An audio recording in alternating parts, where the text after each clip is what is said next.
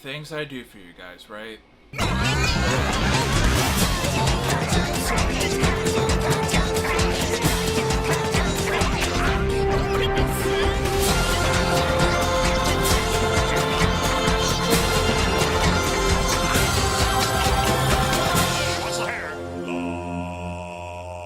Yo, what is up, my Cinedroids? G to the S here. Today, I'm going to be reviewing Adam Sandler's disaster of a comedy, Jack and Jill. Thanksgiving is usually a happy time, but ad executive Jack, played by, like I mentioned earlier, Adam Sandler, dreads the holiday because his twin sister Jill, who's also played by Adam Sandler, I'll get to that embarrassing joke in a moment, but she, apparently in movie standards, makes her annual visit. When Jack and his sister get off on the wrong foot, the only way to make it right is to invite her to stay through Hanukkah. Ooh, gee, I wonder how that will turn out. But when actor Al Pacino, of all people, whom Jack desperately needs to star in a commercial, takes a shine to Jill, Jack may be forced to extend her sister's visit even longer. Okay guys, I'm just gonna go ahead and say it. I thought this movie was way worse than his other work that came out 4 years after this, Pixels. But that still doesn't mean that I liked it. Clean your ears out. But what I'm basically saying is, in comparison to the movie Pixels, starting off with the movie's use of comedic humor, this dreaded joke box was not only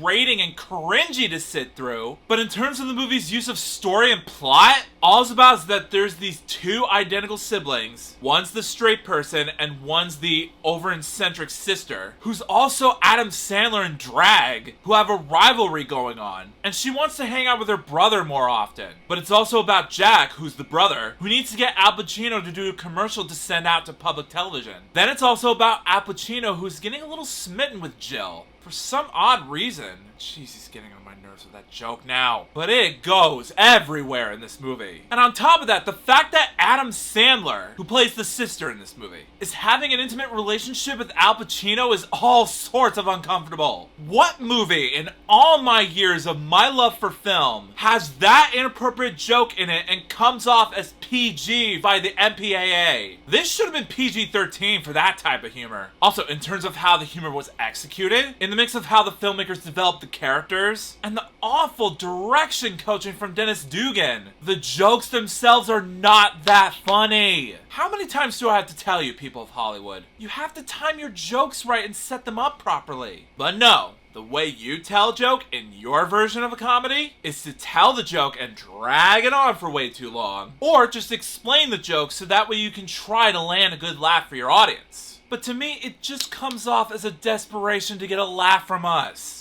Do you want me to give you a visual example of how to make an excellent comedy? Both The Simpsons movie and The Emperor's New Groove are prime examples of that. In The Simpsons movie, there is plenty of visual humor in it, but the skills of comedy that they pull off in that movie is that the jokes, they're quick, they're unexpected, and they are timed right, which makes it not only hilarious, but it's also fun to watch. Same with The Emperor's New Groove. Again, there's visual humor in it, but they are quick, unexpected, and well timed. And I actually laughed at certain parts in that movie. Like, really hard. But that's what makes it a comedy for me. Both of those movies have humor that is situational, but they fit the characters. In this movie, all of Adam Sandler's jokes are grating, cringy, and the way they try to make the humor situational to the characters, it makes it equivalent to a bad appetizer that low-quality chefs serve at a local restaurant. That's how bad the jokes are in this movie. Now, I would say that my only minor saving grace of this movie is the camera work and cinematography, but they are still not appealing to me. And this is the same complaint that I made with my review of The Master of Disguise. All this movie is showing us is camera pans and camera movements that are very boring. And it almost wants to make me pass out. That's all there is to it. There's nothing else about it that makes it that exciting and fun at all. Overall, guys, at the end of the day, I thought Jack and Jill was Adam Sandler's worst comedy yet. Characters were forgettable, the jokes were terrible to sit through, the story was lame to watch, and the overall tone of the film shifts so much. It's almost giving me a throbbing headache at this point. In short, my IQ levels are struggling to survive while I'm watching this movie. And as a result, I rate Jack and Jill a half a star out of 5. Don't waste your time with this movie. It's just not worth it. I would rather just skip this one entirely and add it to the pile of comedies that I will never endure ever again. Trust me on this one.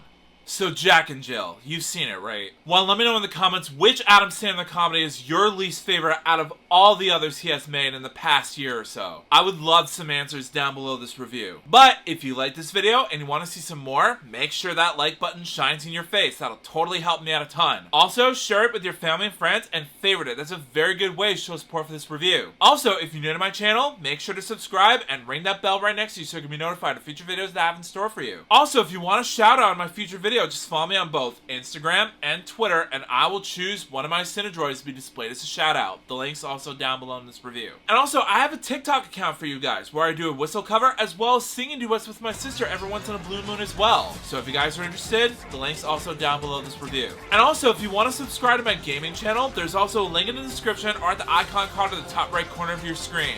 Go over there, subscribe, and let's just have fun together. But until then, I'll see you next time.